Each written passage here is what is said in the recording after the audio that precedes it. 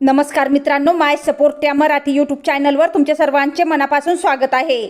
संपूर्ण महाराष्ट्रासाठी आताच्या क्षणाच्या सर्वात मोठ्या आणि महत्त्वाच्या ठळक बातम्या। राज्यात 30 धडाकेबाज घोषणा। उद्यापासून सर्वांना खुशखबर। 12 डिसेंबर शुक्रवार। काही मिनिटापूर्वीच्या ह्या बातम्या आहेत। या संदर्भात सविस्तर माहिती या व्हिडिओत जाणून घेऊया। तत्पूर्वी तुम्ही माय सपोर्ट या मराठी यूट्यूब चॅनलवर नवीन असाल तर खाली दिलेल्या लाल रंगाच्या सबस्क्राइब बटनावर क्लिक करा आणि समोरील बेल आयकॉन क्लिक करा, जेणेकरून महाराष्ट्राच्या ताज्या बातम्या तुमच्यापर्यंत सर्वात आधी पोहोचतील। तर चला सविस्तर बातम्या जाणून घेऊया। तर बघा, पहिली सर्वात मोठी आणि लाडक्या बहिणींसाठी आनंदाची बातमी। लाडक्या बहिणींना डिसेंबरमध्ये मिळणार दुप्पट हप्ता।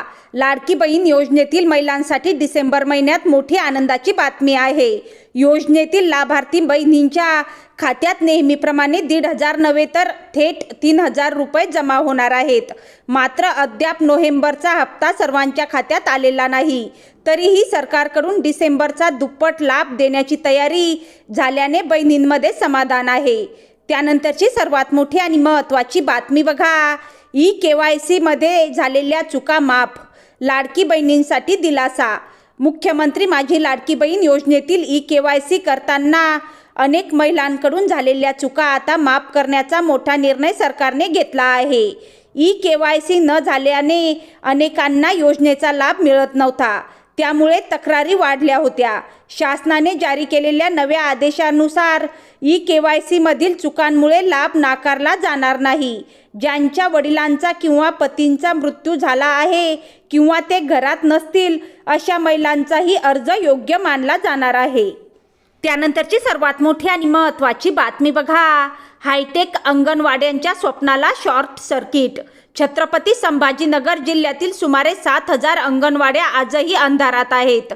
सरकारकडून हायटेक आणि आदर्श अंगणवाडी केंद्रांचा गवगवा सुरू असतानाच प्रत्यक्षात वीज पुरवठा ठप्प असल्याने योजना कागदावरच थांबली आहे।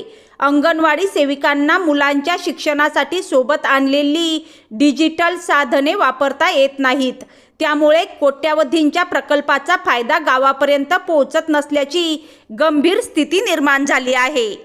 त्यानंतरची सर्वात मोठी आणि महत्त्वाची बातमी बघा, जमिनीच्या सनदची अट रद्द। महसूल प्रक्रियेत मोठा दिलासा। राज्यातील जमिनीच्या महसूल प्रक्रियेत मोठा बदल करत सरकारने सनद घेण्याची अट रद्द करण्याचा निर्णय घेतला आहे।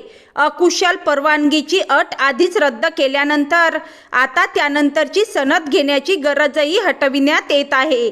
या संदर्भातील महाराष्ट्र जमीन महसूल संहिता दुसरी सुधारणा विधेयक 2025 विधानसभा सभागृहात सादर करण्यात आले। या निर्णयामुळे जमीन व्यवहार, बांधकाम परवाना आणि रहिवासी वापराशी संबंधित प्रक्रिया आणखी सुलभ होणार आहे। त्यानंतरची सर्वात मोठी आणि महत्त्वाची बातमी बघा, RTE प्रवेश नियमात मोठा बदल, लवकरच अधिसूचना। शिक्षण हक्क कायद्यानुसार खाजगी शाळांमध्ये आर्थिकदृष्ट्या दुर्बल घटकातील विद्यार्थ्यांसाठी राखीव असलेल्या 25% जागांवरील प्रवेश प्रक्रियेत राज्य सरकार मोठे बदल करणार आहे।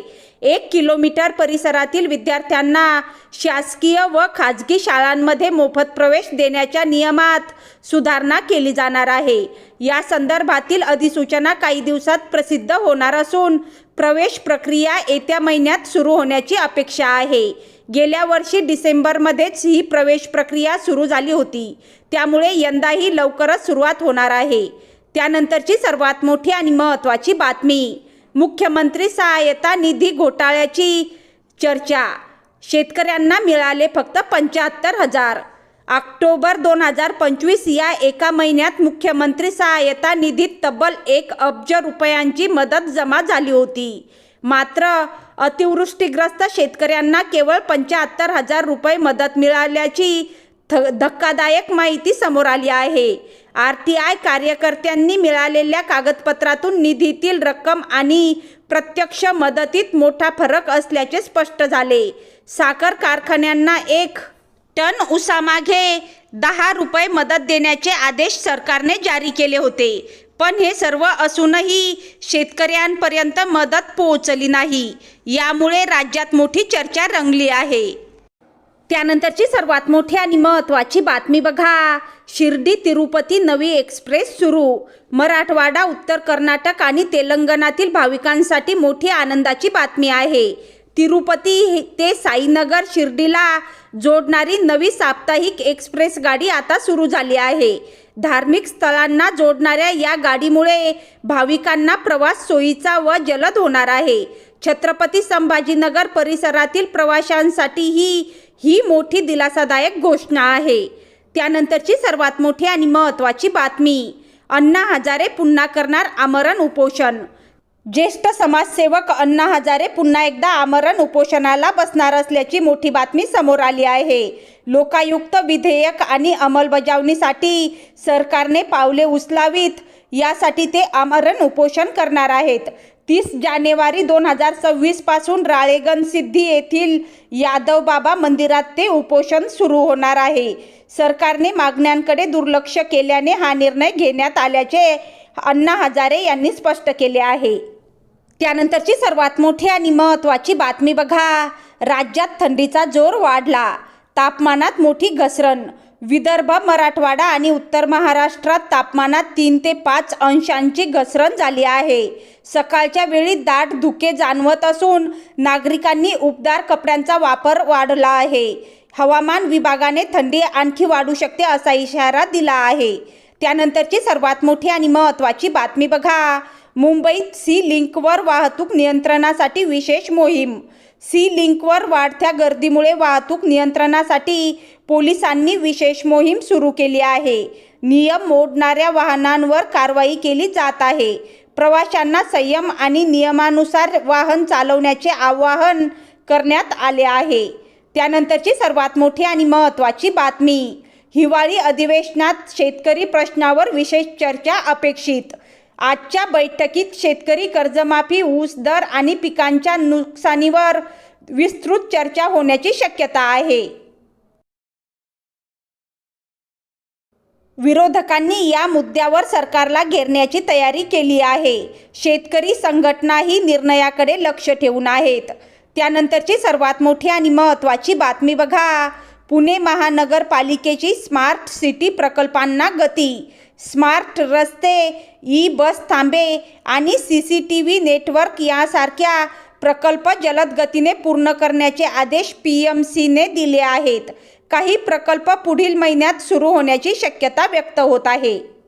त्यानंतरची सर्वात मोठी आणि महत्त्वाची बातमी बघा. नागपूर मेट्रो नवीन मार्गाचे उद्घाटन लवकरच. मेट्रोच्या विस्तारीकरणाचे काम जलद गतीने पूर्णत्वास जात असून पुढील काही दिवसात नवीन मार्ग उद्घाटनासाठी तयार होईल. प्रवाशांना मोठी सुविधा मिळणार आहे. शहरात वाहतूकही सुकर होण्याची शक्यता आहे. त्यानंतरची सर्वात मोठी आणि महत्त्वाची बातमी बघा. मुंबईत वाहतूक कोंडीत वाढ. रस्ते दुरुस्ती कारणीभूत. शहरातील विविध भागात दुरुस्तीच्या कामांमुळे वाहतूक कोंडी वाढली आहे. कार्यालयीन वेळेत प्रवाशांची मोठी गैरसोय होत आहे. BMCने कामे वेळेत पूर्ण करण्याचे आश्वासन दिले आहे.